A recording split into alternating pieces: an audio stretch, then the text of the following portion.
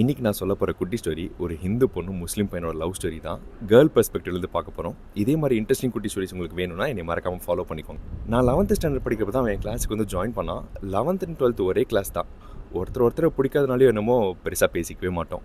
அதுக்கப்புறம் நாங்கள் college join பண்ணப்போ தான் ஸ்கூல் ஃப்ரெண்ட்ஸ்லாம் சேர்ந்து ஒரு வாட்ஸ்அப் குரூப் க்ரியேட் பண்ணாங்க. அப்போ தான் நான் அவன்கிட்ட ஃபஸ்ட்டு பேசவே ஆரம்பித்தேன். எந்த அளவுக்கு பேச ஆரம்பிச்சேன்னா டெய்லி ஒரு 2 hours பேச ஆரம்பித்தோம். பேச பேச அவனோட வைப் எனக்கு ரொம்பவே பிடிச்சிருச்சு. திடீர்னு ஒரு நாள் எங்கள் 2 பேருக்கும் செம சண்டை. நான் அவன்கிட்ட பேசவே இல்லை. அந்த டைமில் தான் அவன் என்னை லவ் பண்ணுறாங்கிறதே அவன் ஃப்ரெண்டு மூலிமா எனக்கு தெரிய வந்துச்சு.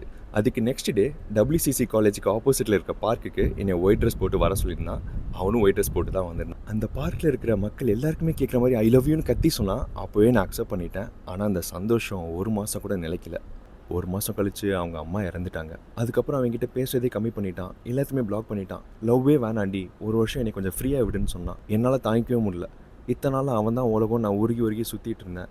திடீர்னு எப்படி பேசாமல் இருக்க முடியும்? நானும் சரி 1 மாதம் அவன்கிட்ட பேசாமல் இருக்கலாம் நான் யோசித்தேன்.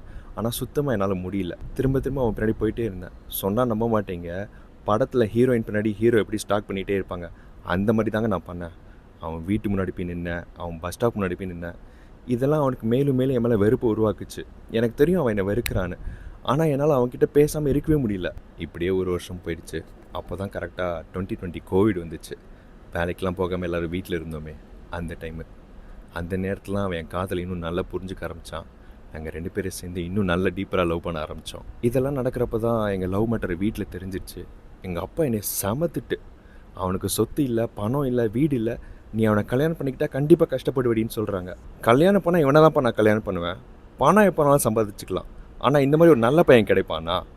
நான் நல்லா சம்பாதிச்சு அவனை ராஜ மாதிரி பார்த்துப்பேங்கிற நம்பிக்கை எனக்கு இருக்குது. நாங்கள் சேர்ந்து சந்தோஷமாக இருப்போம் அப்படின்னு எங்கள் அப்பா கிட்ட நான் சொல்லிட்டேன். இனியோட நாங்கள் லவ் பண்ணி 8 வருஷம் ஆகுது. இந்த 8 வருஷத்தில் எங்களுக்கு எக்கச்சக்க சண்டை வந்திருக்கு. நீ வேண்டவே வேண்டான்னு நான் எத்தனையோ தடவை சொல்லியிருக்கேன். ஆனால் ஒரு 10 நிமிஷம் கூட அவன்கிட்ட பேசாமல் என்னால் இருக்க முடியாதுங்க. இத்தனை வருஷம் 2 பேரும் ஸ்ட்ராங்காக லவ் பண்ணிகிட்டு இருந்தோம்.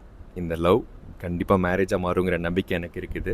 நாங்கள் மேரேஜ் பண்ணி ஹாப்பியாக வாழுவோம் அப்படின்னு சொல்லி கதையை முடிக்கிறாங்க. இந்த இன்டர்காஸ்ட் மேரேஜ், இன்டர் ரிலிஜன் மேரேஜ்லாம் ரொம்ப கஷ்டம்ப்பா, வீட்டில் எப்படி ஒத்துப்பாங்கன்னு 2026 கேட்குறவங்க ஃப்ரெண்டுக்கு இந்த ரீலை ஷேர் பண்ணுங்கள்.